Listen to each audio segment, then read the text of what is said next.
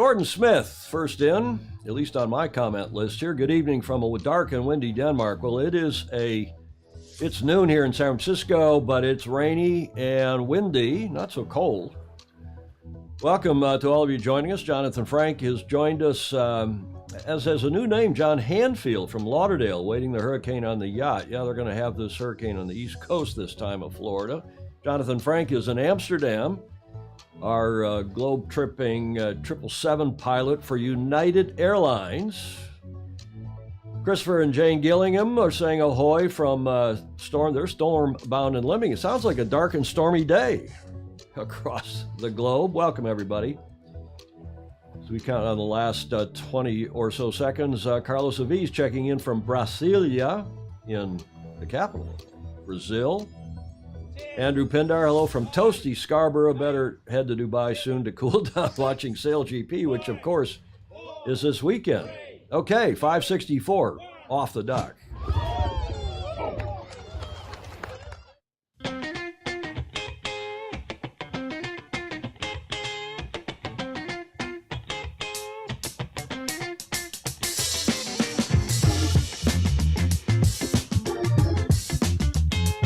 Yes, Jody's awake.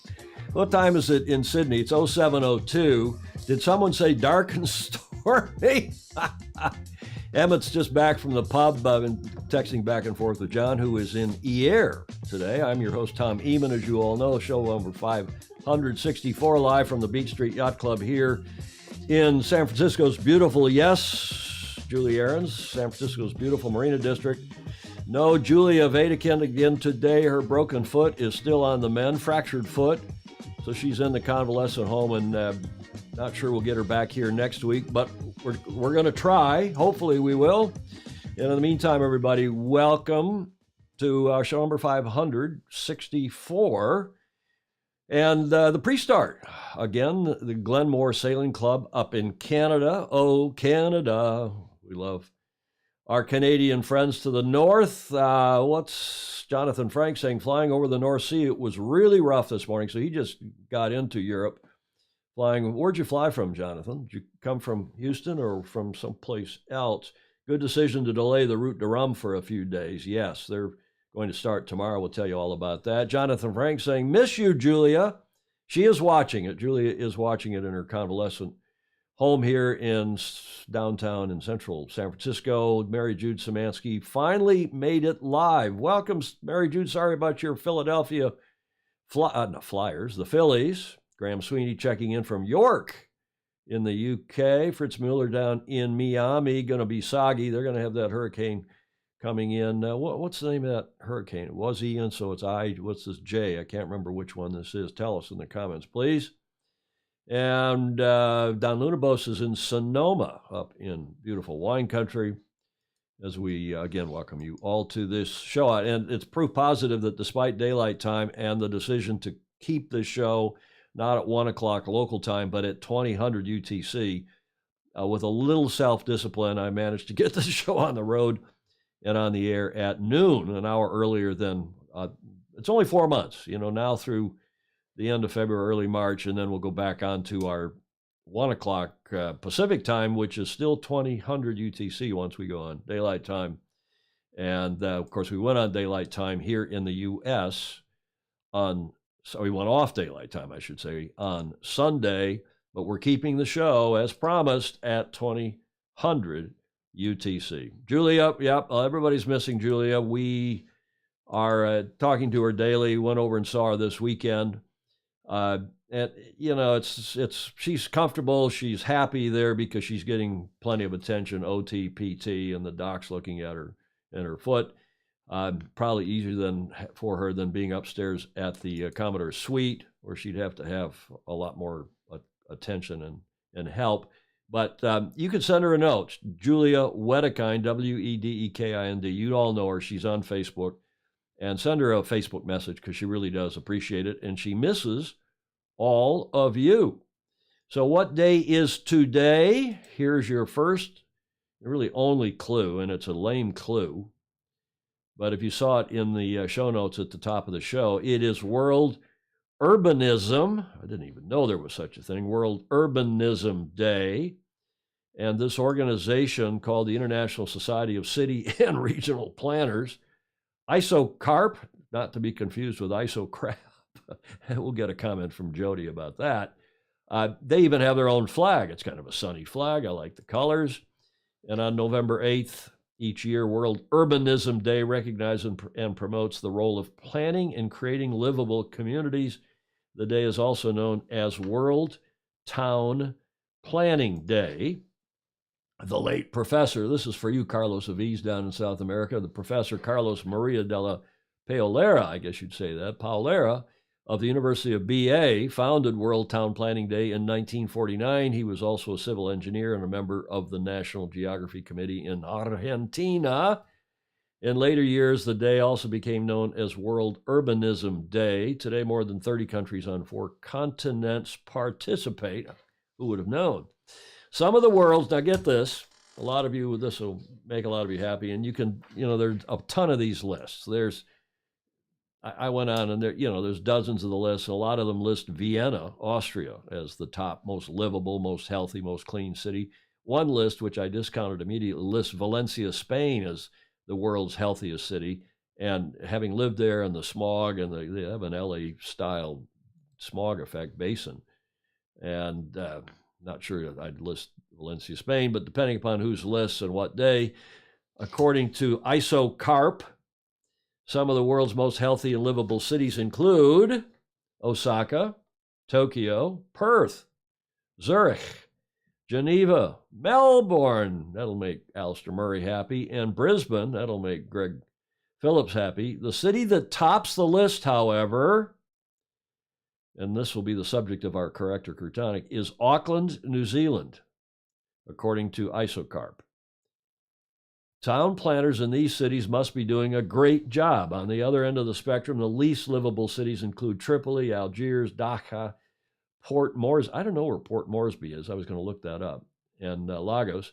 The least livable city in the world is, no surprise, Damascus, Syria. Jonathan Frank saying, what? No Newark, New Jersey?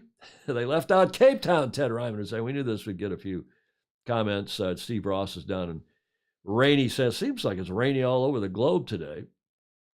And James Frederick Bland sending a regards to everybody as well. But I thought this would be a good subject for Corrector Crutonic. That is specifically whether you think Auckland, beautiful Auckland, which should be the home of the next 37th America's Cup, in my never so humble opinion, whether Auckland is the most livable, most beautiful urban center in the world. Here is a video from a FOSI that may confirm it for you. Have a look.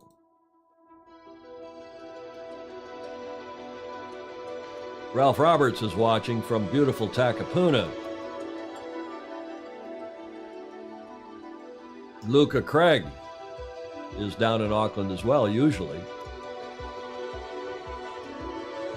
This beautiful video from our new friend. I've gotten to know him at least virtually since the last Cup. Roger Mills, who's a videographer and has a new drone. Fabulous pictures of this beautiful city.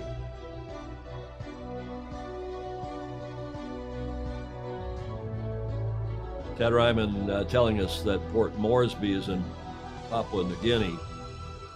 God, this is a beautiful city, though. What a great place to hold the America's Cup, eh?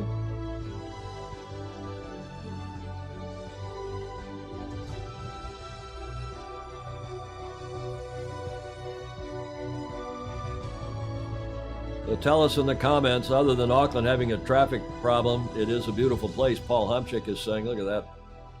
Corrector Crutonic, is this one of or the best urban centers in the world?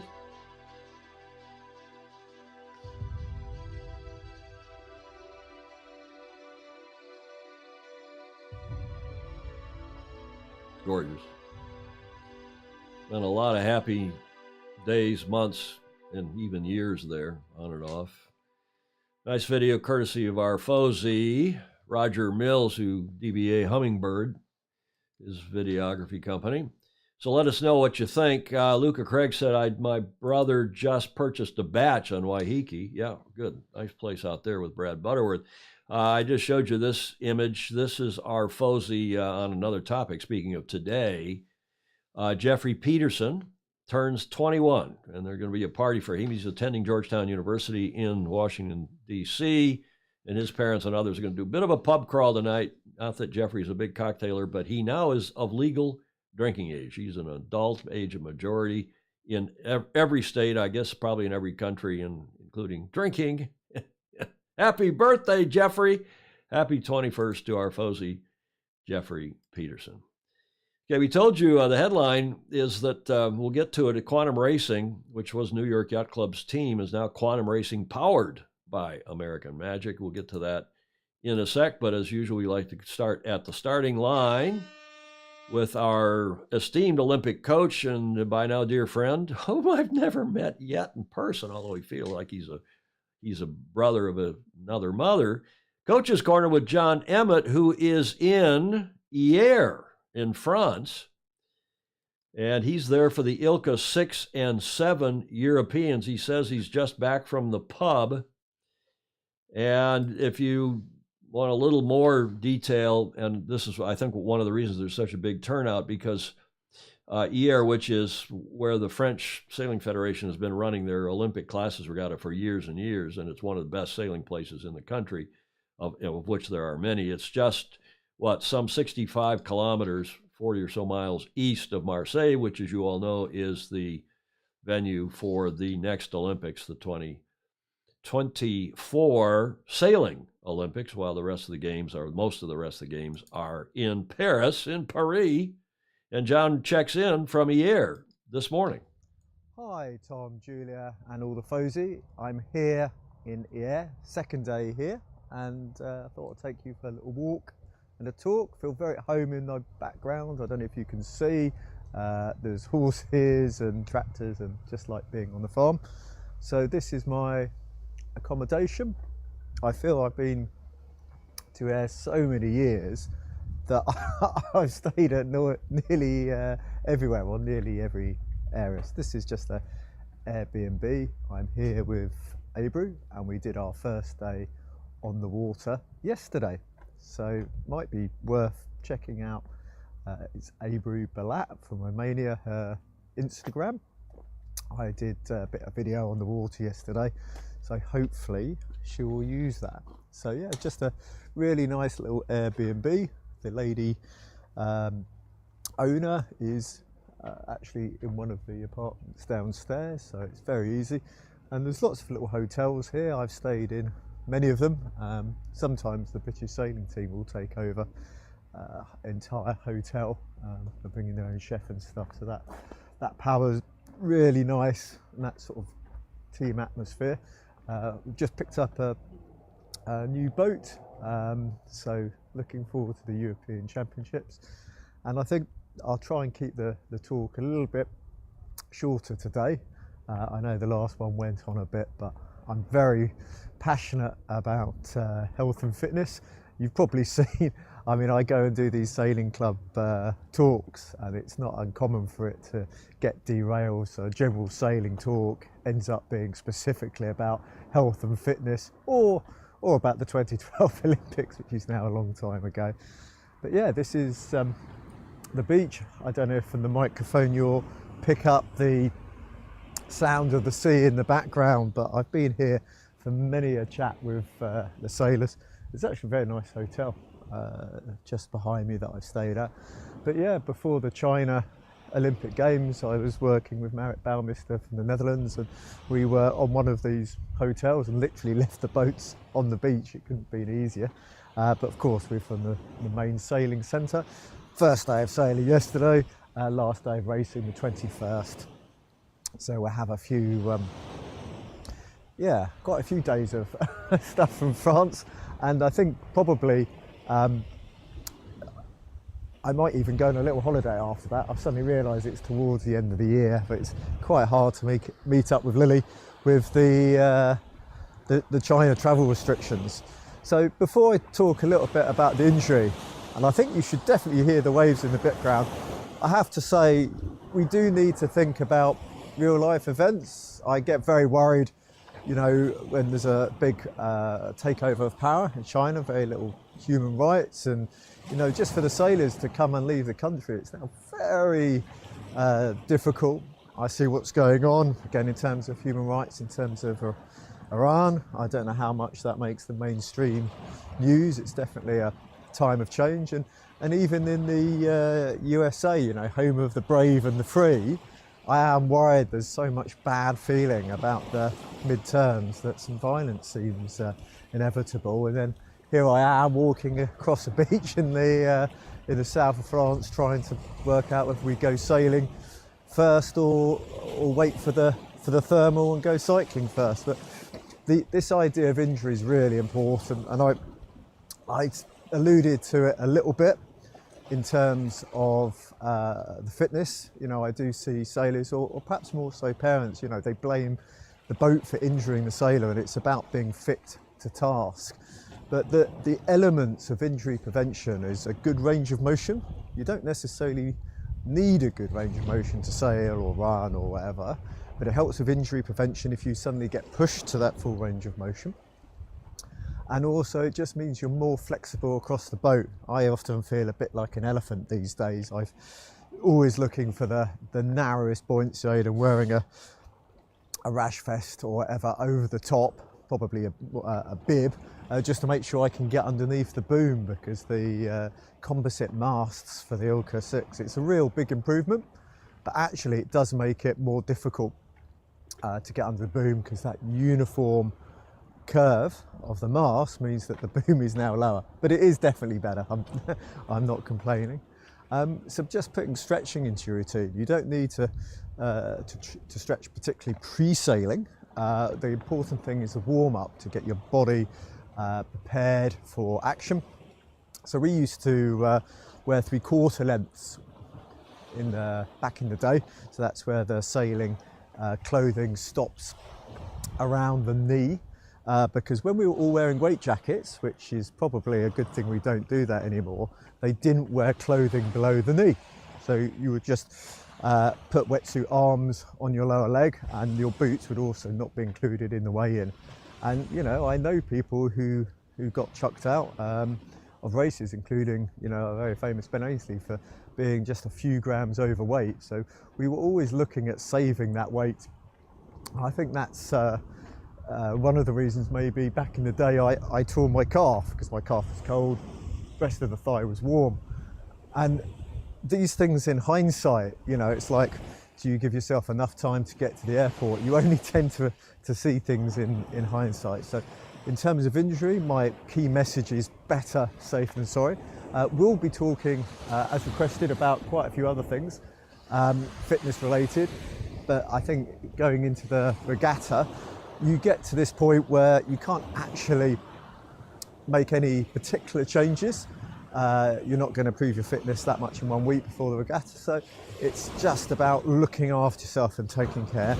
And talking about looking after yourself and taking care, I hope some of you had the opportunity to check out the Game Changers, because this idea of good nutrition and a good nutritional sources is very important, and ideas over the years do change. We talked about injury and stretching.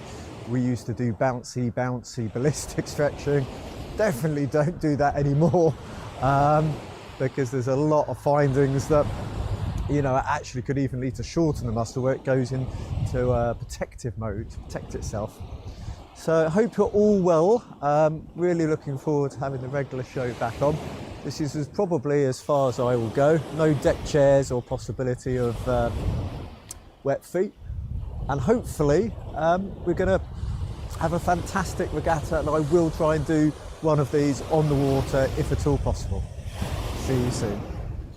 You know, there's a lot to take from that, and we could parse that probably at some length. But I think the thing that John didn't mention that maybe is the most important thing that he does and that all of us can do, you're going to see Alistair Murray doing the same thing in his A4 report, and Peter Stevenson and others, is just go out and walk. And I know that Dennis Conner, who's now 80, and he hasn't always been the the exact specimen of health, but the guy has always been a serious walker, and that maybe has kept him going as long as that has. And I know getting out and walking, I've got to do more of it. We all have got to do more of it. Julia, we got to get her back on her feet and doing some more. But regardless of age, and it might be that walking's even better than running, going out, having a walk. The late, great Steve Jobs of Apple, he didn't take a decision really without going out and walking around and thinking about it. And he and Larry Ellison were big walking buddies. I know when Larry was on his board.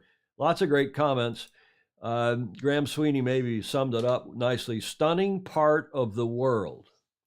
John said that they actually cycled about halfway to Cannes today, and they're just back from the pub. I think I mentioned that. Alex Kent saying, I've been to Toulouse, and it's a gorgeous area. We've all been, I'm sure. Most of us been in the south of France, and that's actually the southeast corner of France. Now, I just wanted, you see this comment from Keith Helber that was up there. Keith is not a big sailor, but he's a big friend, longtime friend. The Helber family is a clan in Ann Arbor, Michigan. He's shouted out to us. I saw him come on, and then he's given us a comment. Go Blue. He's from Michigan, from Ann Arbor. And the Helber family, the patriarch, the father, just passed away, who was a dear, dear friend of mine, and he was a sailor. And Paul Helber and Keith's mom and dad, Diane, were and Diane's still dear friends from Ann Arbor, Michigan. That hence the comment, Go Blue. But Keith, nice to see you on here. John, thank you for that report.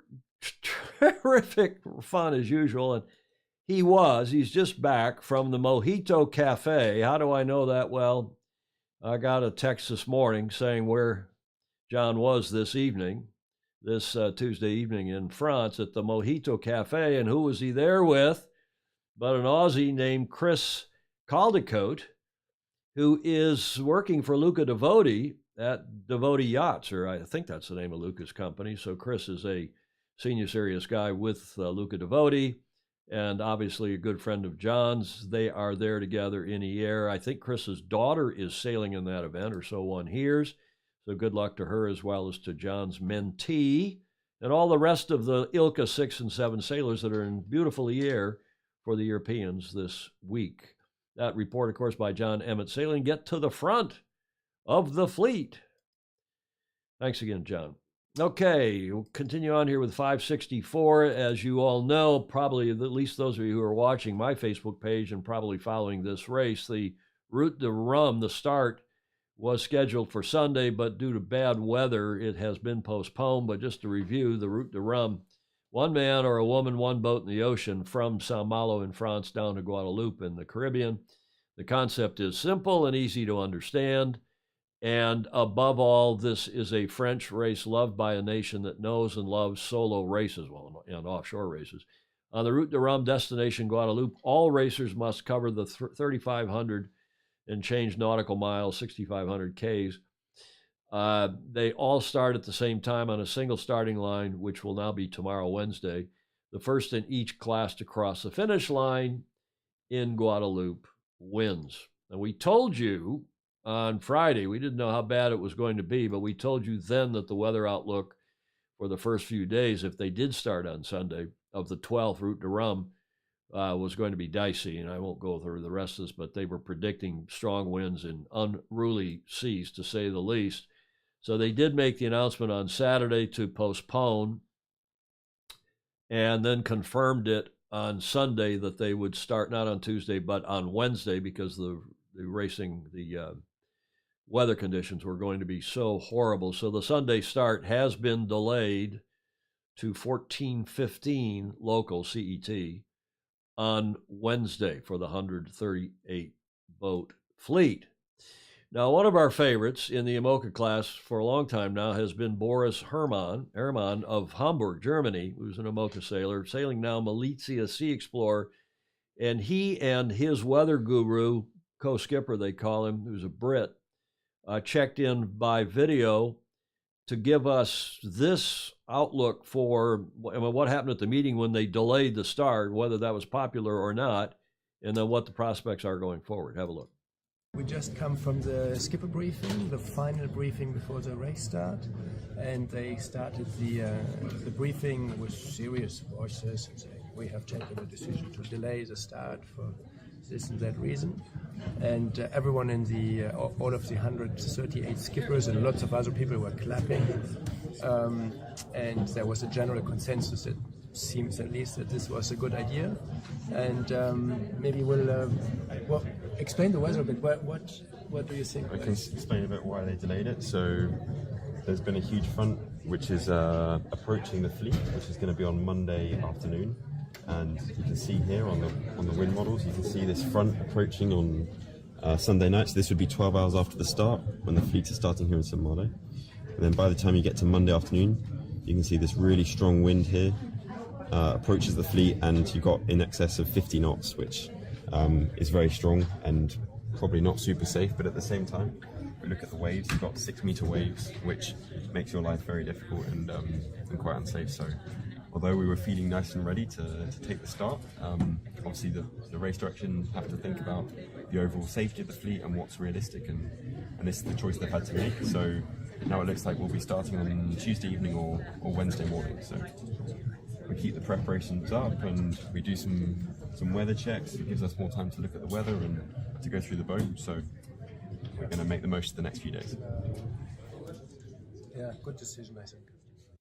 Okay, so it was a popular decision, as you heard them say. It's, of course, Boris Herman on the left, the skipper, and his co-skipper. He's not going to be sailing with him because this is a single-handed race, but Will Harris from Great Britain, who apparently is a weather guru extraordinaire. And these boats, only the multi-hulls can have real-time weather routing, can have weather expertise, because the boats are going so fast. The theory is that it's a lot safer for them to have shorebound, shoreside weather reporting real time, whereas these guys have on the IMOCA 60s and the other smaller monohulls, they've got to do their own weather routing once they start tomorrow from Saint Malo in France. Now, another Fosy favorite, Boris has always been a Fosy favorite, but another one of late is Pip Hare from the UK and her new Medallia, brand new boat. We've been running some of her videos. The race has been delayed to Tuesday afternoon or Wednesday morning. It's a massive race. I mean, I'm used to the Vendée Globe sort of crowds. This is a much bigger event, really. I think a bit more consolidated in time. There's 137 boats, I think. And the crowds have just been consistently massive. I think it's half term here, so a lot of families. Seems to have been the same amount of crowd every day. It's massive race. A lot going on. We're a bit constricted by the fact that really we need to finish it to call it as a part of a qualification process for the Vendée Globe. So that is forever in the team's mind and Pip's mind for sure.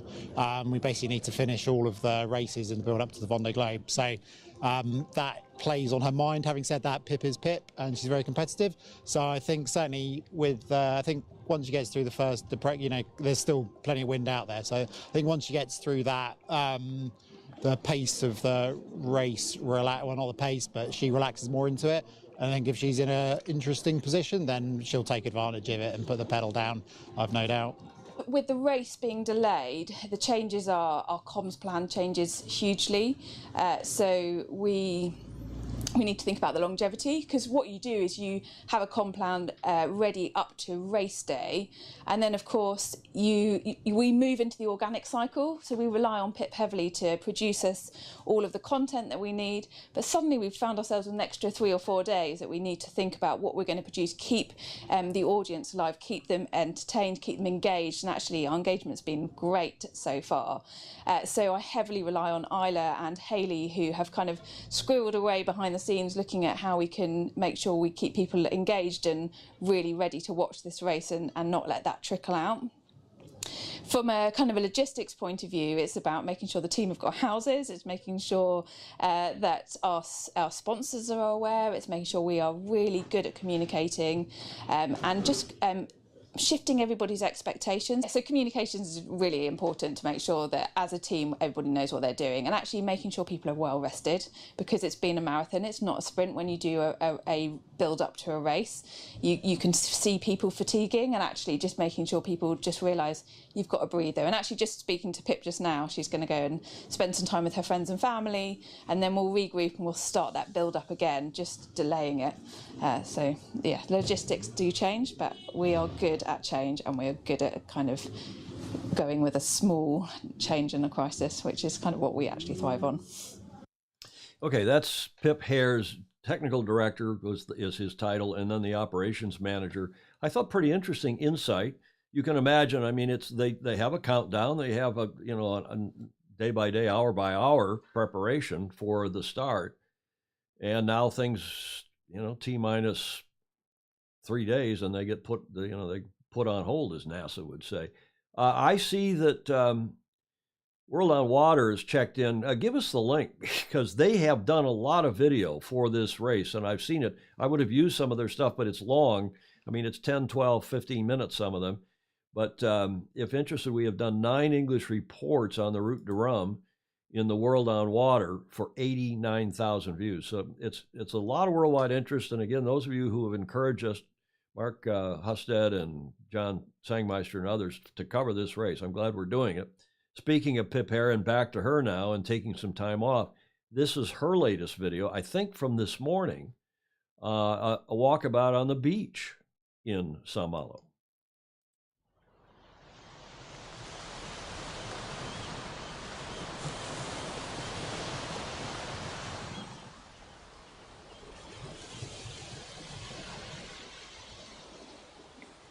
We're on the beach in San Malo, this beautiful, amazing beach. The sky is looking fairly aggressive after that front that passed over last night. It's the day before the start. We're about to have a final briefing. It's all actually going to happen now. I kind of wasn't really sure how I felt. It's a bit strange after I was mentally prepared for something awful, and then they cancelled it, and then you're kind of a bit jumbled up and you don't know where you are. But actually coming down on the beach this morning and looking at where the start's going to be out there, and I actually started to visualise the start, which I'm worried about. I'm still concerned about the start. It's a lot of boats in a small space, but then I've really started to think about the fact that 24 hours after that I am going to be out there on my own, crossing the Atlantic, going to the Caribbean, and actually that's really making me feel quite excited, and I'm really looking forward to getting out there. This is my big race of the year, and I just want to be in the ocean.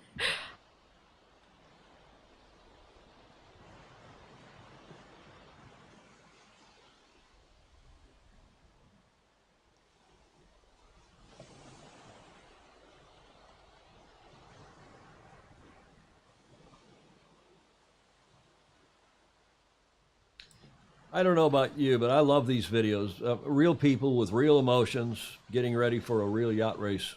Great stuff. Nice video from Pip, from Boris, and we'll keep following them and others through this race. Yeah, what a star, Ralph Roberts is saying. Couldn't agree more, Ralph. Ralph, of course, one of the major Kiwi icons in our sport, just icons, period. I've known him, another dear friend, for many, many years. Sangmeister, yep, John, what a beautiful city. This shot from this morning, from the press release that they issued, previewing really the start tomorrow now. And that is the headline from that press release: delayed Route de Rhum start will be rewarded. A lot of R's in that. Favorable conditions, but early dynamic decisions. Somebody likes alliteration. Dynamic decisions will hold the key to winning. That was the headline in the press release issued a couple hours here ago. A record-sized armada, just to remind you, of 138 solo skippers set to race in 6 different classes, should be blessed with brisk but very manageable wind and sea conditions when the 12th Route de Rhum starts tomorrow, Wednesday, at 14:15 off Sao Paulo, after waiting for the start rescheduled from Sunday lunchtime due to a big storm which blew through Monday and Tuesday, actually, earlier today. The reward seems set to be westerly winds of between 13 and 15 knots, with a bumpy, choppy sea made difficult by the residual swell of between 1 and 1.5 knots, or 1.5 meters rather. So it shouldn't be too bad. There should be some breaks in the cloud, maybe with some sunny interludes. So I think we would all agree that was a wise decision. You don't want to break all the boats up in the first 24 hours of the race. You'd lose maybe half the fleet, break people, break boats. So think a very wise decision. And apparently, at least if you believe Boris Herman's video, which I do certainly, is that was a popular decision. Route de Rumps now starts at 14:15 CET tomorrow, Wednesday, and you can watch it live on their YouTube channel and their Facebook page. That's, well, you can do the math on CET. That's -9 here on the West Coast, so that's early in the morning. What, 4, 5 o'clock in the morning, something like that. 9 and 5 or 14, yeah. So 05:15 tomorrow here on the West Coast.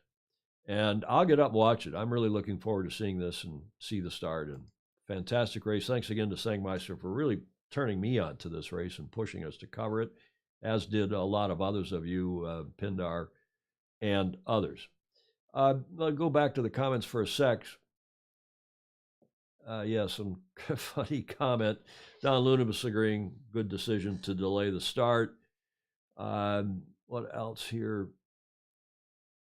You go, Pip. Mary Jude Samansky, MJ saying, all the best. Yeah, for those who are going to be dashing back to get to the start of the ocean race, a 3-day delay is not what they would have wanted. Yeah, right, because this race ends and a lot of them got to go back, get up to Spain for the start of the ocean race. Way better, though, than broken boats and bones. Totally agree. Good point, Andrew Pindar. Thank you. And Jonathan Frank saying nothing better than a walk on the beach to clear one's mind and rejuvenate one's soul. And that's in part because of the ozone, right? The water is generating ozone, so you get some natural ozone, some O3 there on the beach, right? Jonathan Frank, you would know that. So would Stingray probably. What else? Any other comments? Okay, we'll press on here in our show number 564. No, Julia. Sorry to say she's still on the mend, but she's doing better, and we really hope to have her maybe not back next week, but if with any luck, the week after next. She sends her regards from convalescent home. Meanwhile, Sail GP. It's high speed. I'm going to hold it. I'm going to start this again because I want to give you the lead in. This is a video that's a few days old by now, and there's been very little Sail GP stuff other than their version of Drive to Survive. They've issued a couple chapters of that leading up to this weekend's racing in Dubai, and I'm not sure why, but this was their most recent video other than what's it called? It's not called Drive to Survive, obviously. That's what F1 calls their documentary series. But this video I thought was interesting and is a pretty good recap of what Sail GP is all about leading up to their big event in Dubai this weekend. What is Sail GP?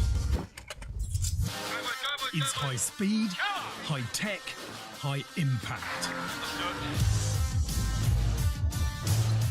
11 global events and an intense battle with 9 nations. Identical F50 driven by the world's best. And powered by nature. Look at those speeds, dipping into 90 kilometers an hour. Competing on a level playing field where both data is shared and talent actually matters. In Australia, they've got to keep clearing New Zealand. It's close to shore racing in front of sellout crowds. Sail GP exists to inspire the next generation of athletes and build a better future. There are 2 podiums, one for the racing and one for impact. It's all part of Sail GP's race for the future, working towards a better sport and a better planet. What a reckless animal! Oh my God! Join Sail GP in the race for the future, because our race is your race. Okay, did you like that video? Is that a fair description of what's going on in Sail GP? It's new. I haven't seen that done in quite that way, in fact. Is there a big competition between Sail GP now and the America's Cup for the hearts and minds of the core sailing group? Will Sail GP get more television viewership than the America's Cup? I mean, the combined, yeah, I guess you'd have to combine all the views from all the racing. Be interesting. John Sangmeister saying, ugh, he doesn't like the video. There was a very interesting, speaking of the America's Cup, which we'll get to in a sec, but there was a very interesting article on the front page of Sailing Anarchy here a couple of days ago. Carbon fiber equals petroleum. Sangmeister saying that, yeah, there's a lot of virtual signaling going on when at the end of the day, the sails are fiber, carbon, and our carbon. And the chase boats are burning carbon and on and on and on. But nonetheless, shall see how SailGP pans out. This weekend in Dubai Sail Grand Prix presented by P&O Marinas, and I think our Fozy Andrew Pindar will be there. The 7th event of Season 3 marks a first for SailGP is because they're in the Middle East. Racing on Water arrives in the Middle East for the Dubai Sail Grand Prix this weekend, the 12th and the 13th. Disposable boats. Yeah, I'm not sure these boats will have much afterlife, but we shall see. Wingrove, I'm sorry, it just does not grab my attention as a spectator. Please keep the politics out of it. Yeah. We'll see. It's I could have run that as correct or Crutonic, but there's a lot of sailors making a lot of money thanks to Larry Ellison and now the sponsors of this series. And does it exist, as they say in that video, to inspire future generations? No, it exists to pay sailors to have a professional circuit and hopefully for Larry and Russell and everybody else involved to make real money ultimately. But we shall see. SailGP in Dubai the 12th through the 13th this coming weekend. And we'll be watching that as well. This day in history. Let's get to that. Do you know what happened?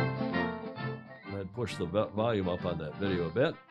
Previous video. What happened on this day in history? And this is election day, or as Julia said, I could say this. This is the Japanese would say it's erection day here in the U.S. If Julia were here, she'd be shaking her finger at me, but she's not here, as you all know. And it is election day, and a lot of elections were determined on this day or around about this day in November, as that's our presidential election every 4 years. This is a midterm, as John said in his video. But what happened on the 8th of November, 1864? Well, here's your first and really only clue. This gentleman was elected. Of course, that's Abraham Lincoln, 1809 to only 1865, because after getting elected the first time, and he was the 16th president and inaugurated then in March. It used to be in March. Now it's January, the inauguration, to reduce that period of time between election and taking office. But a little bit different world today than it was in the mid-1800s. Only 10 years after the America's Cup, Abraham Lincoln became the 16th president of the USA. Then he ran again after, the whole Civil War is broken out now, and he ran for re-election with Andrew Johnson in 1864. On this date, in 1864, no surprise, the Confederate States now were no longer voting. That is Texas, Arkansas, around through Florida and up to North Carolina and Virginia. But he won in a landslide for having prosecuted, if that's the right word, the Civil War. And on this date in 1864, won a second term in a landslide. And I bring that up because he was, as probably most of you know, one of the most popular presidents in American history, consistently ranked in the top 3 alongside George Washington and FDR. His greatest achievements are seen, of course, as ending the Civil War, abolishing slavery, bringing the Union back together, I add editorial there, and developing the economy. I mean, having to rebuild the economy after that war, and it was a lot of loss of life and so on. On this day in history, he was elected to a second term and then was assassinated, of course, in a year later, in 1865. Some more comments back on SailGP. Stingray is saying Tom Slingsby says a condition of his contract with American Magic is that he can still race in all SailGP events. Yeah, Bill Wingrove got the this day in history thing, Lincoln reelected. John Emmett says, I love SailGP and a lot of good has come from it. Yep. Okay. Graham Sweeney saying, nah, it's just flying high, drag race sailing. Yeah, so he's not impressed. Jonathan Frank, the aggressive marketing of SailGP could be pushing the event's interest beyond the America's Cup to the unwashed. I don't know, Jonathan. I don't see a lot of uptake from the unwashed either, because that was always the hope with foiling and going faster and faster. That'll bring more people, non-sailors, into it. But at the same time, remember, we have lost the interest of a lot of the traditional, the core sailing group, the yacht club crowd, who don't seem to be a whole lot interested in either event.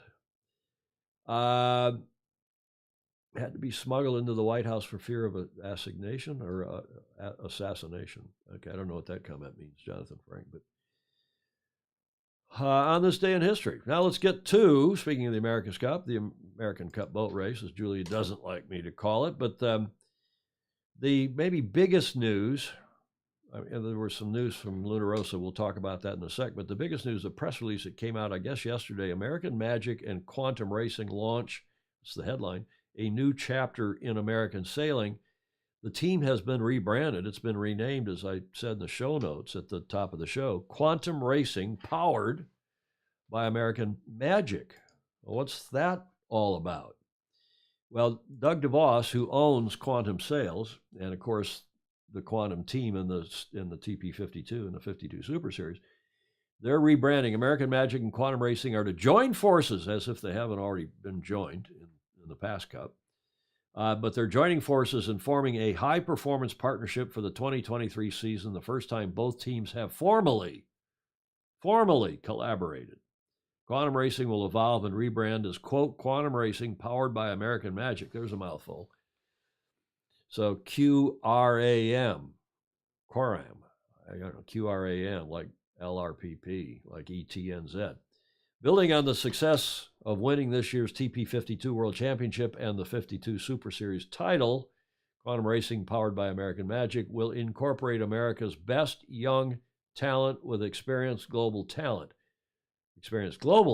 As a result, the sailing team will continue to compete in the 52 Super Series, the world's leading monohull competition. American Magic team principal Doug DeVos, who, of course, is the principal funder now of this New York Yacht Club's America's Cup team, as well as the owner of Quantum Sails and the TP52 team. Doug DeVos believes that harnessing talent in the United States is vital to the future of American sailing as American Magic aims to progress and expand the sport.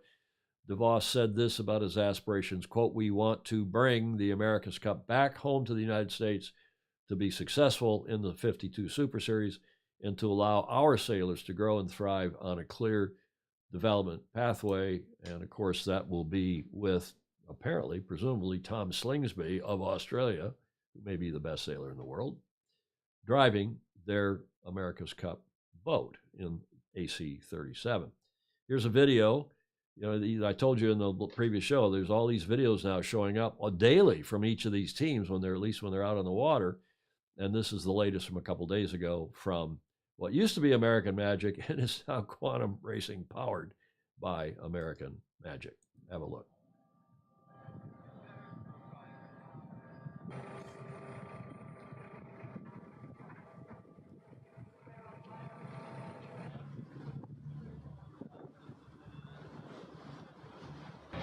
Hi, my name is Juan Meseguer.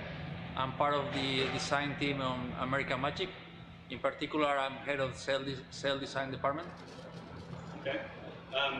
Today we have the most briefs we've had so far. It looked like everything went pretty well. Can you just walk us through the day from your eyes? It was an incredible day for us. We spent a lot of time on the water. We tested a lot of things we wanted to test. New systems that are being implemented. We tested hard today.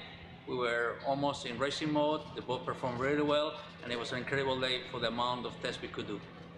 Great. In the first part of the day, you guys sailed for about 15 minutes and then stopped till after lunch. What happened there? There's a few new things there on board and a few new things on the rig, and the wind was about 17 knots. We knew it was going to drop, so we just took it easy and let the wind drop a little bit and take things on system easy going. Basically, lower it slowly and slowly, basically. every time the boat is kind of in between oiling sessions, the crew are performing a lot of attention to the inside each of the mains. What are they doing in there? You know, it's again, you know, we have a new crew system on the mainsail, and it's a bit of tweaking around, and we've been tweaking around with the leash line, tweaking around with a few systems, you know, full lines, things like that, that, you know, I'm sure next week will be perfect. Okay. This morning, what was the plastic tank that was fitted to the mast bays? I have no idea, to be honest. Towards the end of the day, the boat looked to be considerably faster upwind, particularly on the last starboard.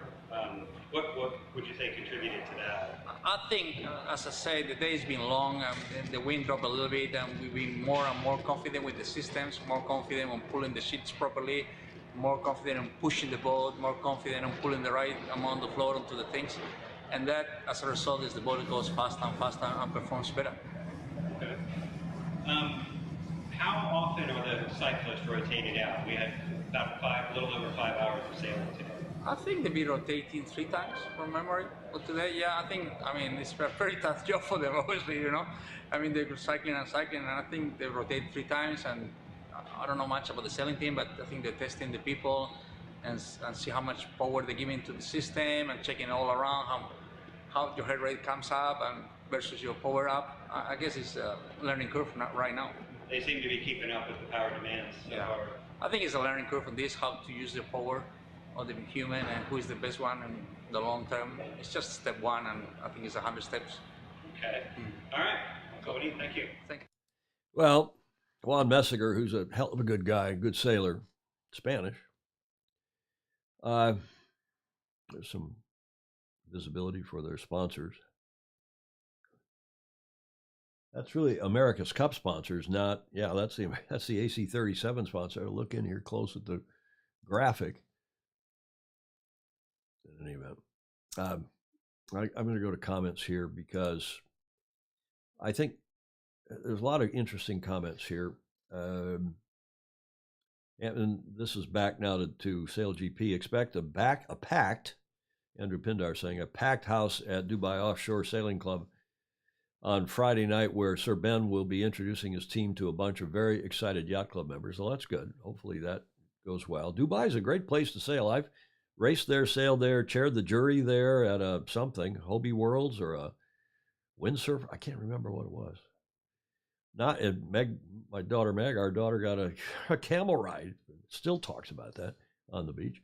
Not sure this announcement really gets me very excited. Gordon Smith is saying apropos the American Magic Quantum Sails, but perhaps I misunderstood something. Yeah, I think what's more interesting, and I'll tell you why in a sec. I'll tell you right now. Well, except Jonathan Frank's replying to Gordon, at my age, it's going to take a lot more to get me excited about anything. The reason one suspects, let's keep watching these comments coming. Bill Wingrove, already calling them QRAM, is looking to pull some of the technology from. Interesting that the other teams all use North sails. And I've had this discussion with a couple of you who say, oh, no. These guys, QRAM, our Quantum Racing American Magic, are going to be using North sails too. Not so. The hegemony of North sails is being broken by this, and I think they largely used quantum sails last time. And this is an interesting move because I'm going to go back to this sponsor thing. In fact, I'll tease you with this next. That's what we're going to talk about next, Luna Rossa LRPP. But what's interesting is that these other teams are all using North sails. North is not, they assign a person, individual person to each of the teams. North is not supposed to trade information as between those teams. But you know what? My experiences in the past, there's always been, well, a little bit of this, a little bit of that. You know, we're trying. So I think the North teams all get a little bit better. And Quantum now is going to be on the outside looking in of that North crowd, North cabal. And it'll be interesting to see how Quantum is able to do out there on their own. Tell me if you think I'm wrong. Now, before we go to that next America's Cup story, John Lambert's Van Buren. John, it was really nice to see you in New York at the America's Cup Hall of Fame, by the way, and thanks for your kind note. SailGP, John Lammerts von Buren is saying, I feel SailGP mostly broadens the interest in sailing outside the sport. The spectacle attracts a new group of spectators not drawn, and John's a traditionalist, believe me. The spectacle attracts a new group of spectators not drawn to sailing before, and that has to be a good thing, exclamation point. Not sure how much it does for sailing, as traditionalists enjoy, but the sum of it all is, in my opinion, most certainly positive. So JLVB, if we're shortening it down, yeah. Baton Rouge, they're talking about Ace. I assume they're talking about American Magic. I'm still going to call them American Magic, I suppose. Alteration to the stern, the keelson, that is, on their boat. That's their B2 from the boat that capsized. I wonder if QRAM is looking to pull some of the technology from the foiler to the monohull. Bill Wingrove. Would some sound engineer please teach these croutons how? Yeah, that's audio on these videos. I'm wondering whether to even run those videos. I'm trying them all. You tell me whether you think they're interesting. That one was not very interesting. What are you doing? And the guys don't really answer. And well, what about this? And the guy says, well, I don't know, maybe this, maybe that.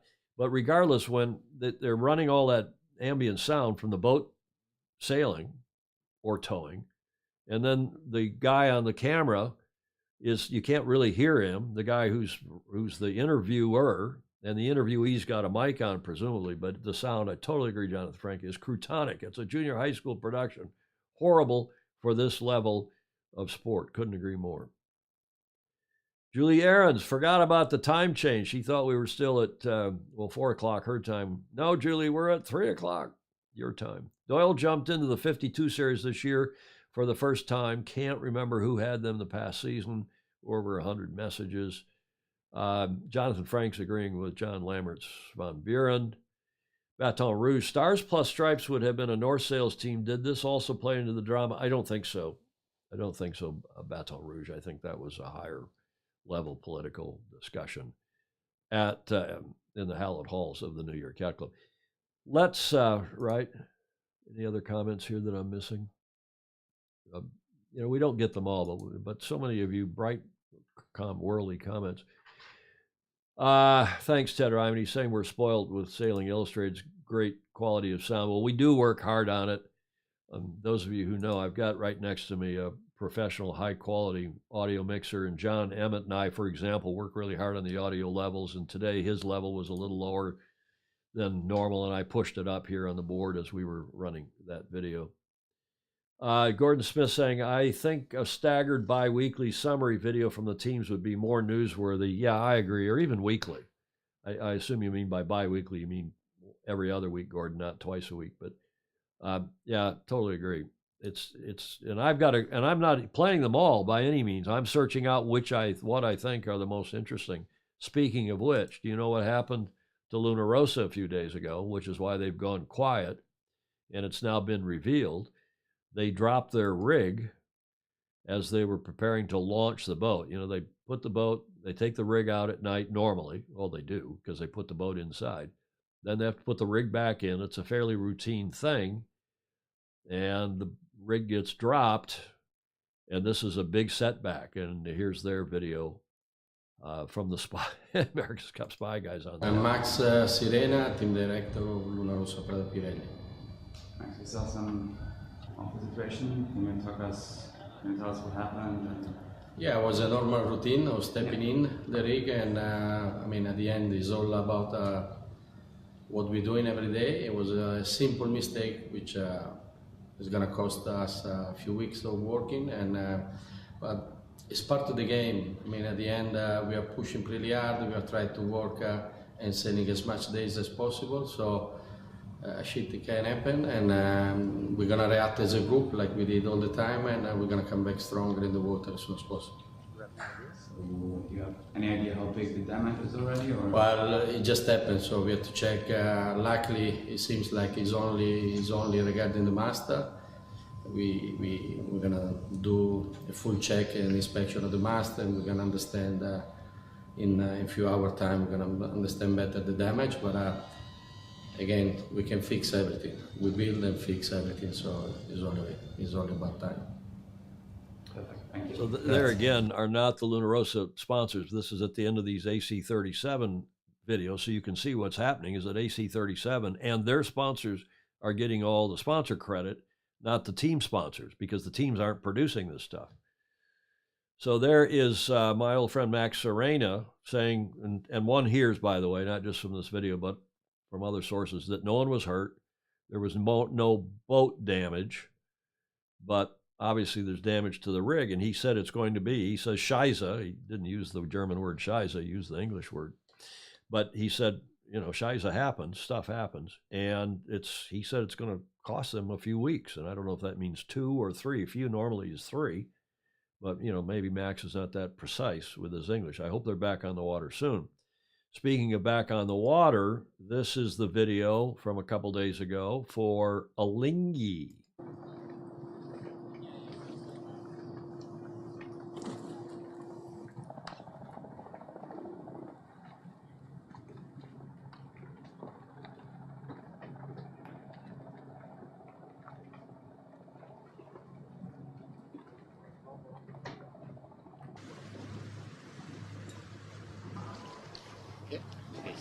Arno Xorfagis, Edelman on board Alinghi Red Bull Racing. So, good evening. Sun's almost down now. Pretty light day on the water. So, can you tell us a little bit about your expectations for today and what you are focusing on? Yeah, today we knew it was going to be light and a long day on the water. So we went out around midday and we were waiting for the wind that didn't really fill in before 4 o'clock. It seems to be windier than what we could feel in the sail, but I mean, we got the testing we wanted at the end, so it was good day for us. Yeah, so you did a few tow starts to try and get you on the foils. Four towing starts and none of them really successful. A bit of frustration around there. Could you tell us what was going on? Yeah, we never did it before, so it was a good day to try, but the wind was quite light, so we couldn't keep up even when we left the tow, so it was just to try, and we didn't achieve them, but it's a good for the next time. So there's a lot of focus on the new boomless main sheet, and obviously that keeps you with the M2 sail. Is this, do you think, holding you back for sailing in light winds? I don't think it's holding us back. We need to learn the boomless system first, and then hopefully we'll modify the M1, so we'll see, but we have some learning to do before. So the M1 is being cut to be fit onto the new boomless main sheet? The M1 will come if we have find a solution. And so then you did a towing down to the south. Did you feel a difference in the breeze there? Was it better sailing? I think that it was a bit better breeze for sure when we got there, but it didn't stay for long, but we just managed to foil upwind and then try to come back downwind, but got quite marginal, so we had to tow back. Yeah, so you squeezed in just over an hour of sailing. Was this imperative for you guys today? Yes, today was really good to do this hour of foiling for the work we've been done during the whole week, so it was a really good day. Perfect. Thank you very much. Cool. Thanks. Again, AC37 sponsors, and I mean, I think these videos are pretty dreadful, frankly. And I guess I'm not going to play unless you tell me otherwise, or that you want to see more of them. I will curate and try to bring you the most interesting ones. Like I think the Luna Rossa Prada Pirelli video with Max Serena is probably interesting. Jonathan Frank, go to sleep. It's 10 o'clock, 2200 in Amsterdam. And he's got to get up and then fly a 777 for United back to, I don't know where he's flying back in the USA, but good night, sleep well. Thanks for joining us. Stingray saying that Alinghi pulled off their first 2 foiling jibes recently, still no foiling tacks. And of course, that boat is B1, is ETL, Emirates Team New Zealand's boat 1 from the last, boat 1 of 2 from the last campaign. Facebook user, is that J. Frederick Bland? I'm not sure who is Facebook user, I wonder. I think that's J. Frederick Bland. North Team does talk shop between campaigns for almost everything could help. More interestingly, it becomes USA, meaning quantum, versus the rest of the world. Bill Wingrove up there wanted 1 crane operator qualification. No butter Well, it may not have been the crane operator. It may have been whoever, rigged the thing. I don't know. But ouch is right. And Ed Worley, there's a good comment from Ed Worley. I want right up at the top there of that list, I want a great sailing event, not a spectacle to make dollars. Well, you can have both, I think. And of course, yeah, interesting too, the venues. You've got ETNZ training. Presumably they're going to be training in Auckland with whatever boat they're putting together now, their 40-footer. And they've got the 40-footer down there, the first one designed 40, not a bespoke 40 like the other team, like the other two teams have. That is Ben's team and the Italian team. So you've got Ben's team training in Palma. You've got Luna Rossa Prateparelli at their team base in Cagliari down in the southeastern corner of Sardinia. You've got in Barcelona, Alinghi training there. And that's why you got these videos from the various places. And of course, you have Quantum Racing, QRAM, American Magic training in Pensacola, Florida. But what's going on in Australia? We told you, in fact, the Fosey told us, our Australian friends, and Fosey told us it was going to be a wet period, a wet stretch of weather in South Central Australia, and indeed it has been, so much so now that after trying for weeks to have some real training with this this land speed record land yacht, they've given it up for at least now and packed things up for a couple weeks. Have a look.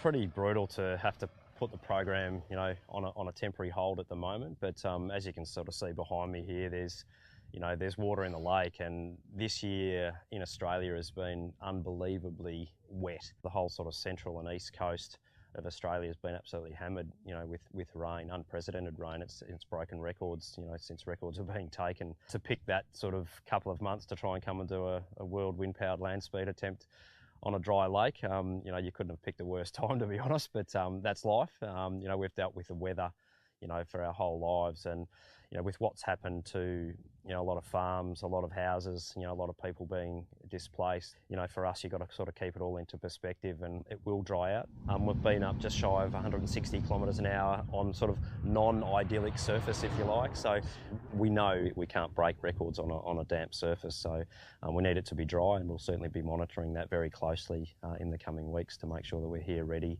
to go when that surface is prepared for us. Okay, well, that's the latest from that land speed record attempt by ETNZ. Just one other point about Alinghi. A lot of you think Alinghi are not going to be up to snuff as far as their sailing team. Remember, they have Dean Barker. In fact, I thought I saw him on the back end of the boat as they were docking out Alinghi in Barcelona. Don't count them out from a sailing standpoint. They got a bunch of really good, fine young sailors, and they'll get better in a hurry. And with coaches like Dean Barker, say what you want about him when he's on the wheel and being a leader of men and women, but Dino is a hell of a bright guy with a lot of America's Cup experience who's going to help them out, I think, a lot. Okay, we're an hour and 9 minutes into today's show number 564. It's hard to believe, man. I just remember when we changed it 450, and we're already another 100 shows further than that. And again, no Julie today. She sends her regards. She's on the mend with this broken, fractured foot. We hope to get her back here in Studio B sooner than later. But we're delighted to have Alistair's awesome Aussie anecdote, his latest.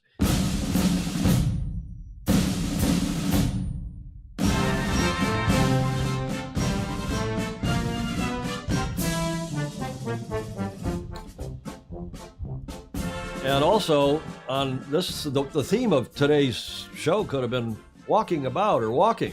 Here's another walkabout, inspired by John Emmett. G'day, Tom, Julia, and all of Fosey. A very early morning here in Meetung. It's 5 o'clock in the morning. I just can't sleep. Too much going on. But I thought I'd just share a little bit of my morning walk, as John Emmett usually does when he goes for his walks. I thought I'd just have a bit of a chat and go for a walk and maybe submit this for AAAA for the week. I'm just going to scan around here. This is a beautiful Meetung, which I did that profile of our yacht club just a short little time ago, and it's very close to sunrise here, and as you can see, it's absolutely gorgeous. So what's been happening here in Australia? Well, we just had our annual yachting awards, the Australian Sailing Awards for the year. We had a gala night on Friday night, which was attended by some 250, 300 people. It was a wonderful occasion. That followed my first board meeting actually of Australian Sailing that I as chair. We added a new board member on Friday, and that was a lady by the name of Heather McCallum. And in doing so, we tipped the gender balance at Australian Sailing on the board past 50%. So we have 9 board members, 5 females, 4 males, and I think that's a wonderful basis to be promoting female participation from. We have a she sales program at Australian Sailing, and increasing female participation is a major goal. What happened on the night? So Tom Slingsby was crowned Male Sailor of the Year for his extraordinary efforts with Sail GP and winning the Moth Worlds. And Mara Stransky, the Ilka 6 sailor, was crowned Female Sailor of the Year. The Newcastle Cruising Yacht Club was crowned Yacht Club of the Year, which is always a big cheer when that one is announced. The yacht clubs compete very hard. We've got 360 yacht clubs here in Australia, and to be crowned the Yacht Club of the Year in the whole country is a great honour, and one for which they compete very enthusiastically. So things are good down here. I'm looking forward to getting stuck into the role of presidency. I've got a new vice president. Speaking actually of female involvement, my vice president is a woman called Siobhan Bruland from Adelaide. She's a dinghy sailor and a keelboat sailor. In fact, she sails Tazars, believe it or not. So I'm able to say in jest that Siobhan and I are taking over Australian sailing, or the sailing world perhaps, one Tazar at a time. Anyway, no, life's good down here. I'm going boating today. We're off to a winery for lunch by boat, which will be fun. And we're doing some bike riding as well. I've got about a dozen Irish buddies here actually, or woodies as I call them, because they kind of talk funny. And we're going to be doing some cycling. We've done a couple of days already, and there's more ahead of us. So life down under is pretty good. And I might just sign out. Maybe I've walked along here a little bit more with one more pan around as the sun rises. We saw dolphins go past here yesterday. I tell you, actually, just in the last couple of days on the bike, we've seen kookaburras, which are birds. We've seen echidnas, which is like the hedgehog of Australia. We've seen kangaroos. We've seen koalas. We've seen emus. What other Australian? We've seen a wombat. About all that's left is perhaps a goanna, and we might look out for a platypus out there somewhere because they're very, very rare. But great animal sightings from my Irish friends. Okay, that's enough chat from me. I wasn't intending to do that, but I just thought I'd go for a 5 o'clock stroll because I couldn't sleep, and so a good idea to say hello to you guys. So cheers from down under, and I hope that you're both on the mend, Tom and Julia. Cheers to all the Fozy. Bye.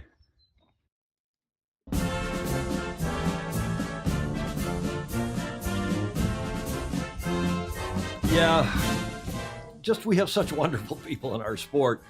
And Alistair's awesome Aussie anecdote at 5 a.m. this morning. So it's his Wednesday morning down there. And I think we are inspired. I'm inspired, and I want to run this by all of you. I think we should do on this show, with the Fozy making the decision, we should decide annually, maybe more often, but annually, the Yacht Club of the Year in the world. We always talk about how yacht clubs are the heart and soul of our sport, large and small. Big fancy clubs like New York or St. Francis or the Royal New Zealand Yacht Squadron or the Royal Yacht Squadron or tell me who, or little paper yacht clubs that maybe don't even have a facility. Let's decide, musings from Insomnia Yacht Club, Graham Sweeney saying, let's decide on here each year who's the best yacht club in the world and reward them. And maybe it's a yacht club that a country has already selected. I don't know that the U.S. does that because the U.S. is kind of not into rewarding, or, you know, they do on race committee work. They'll give out what's called the St. Pete Trophy.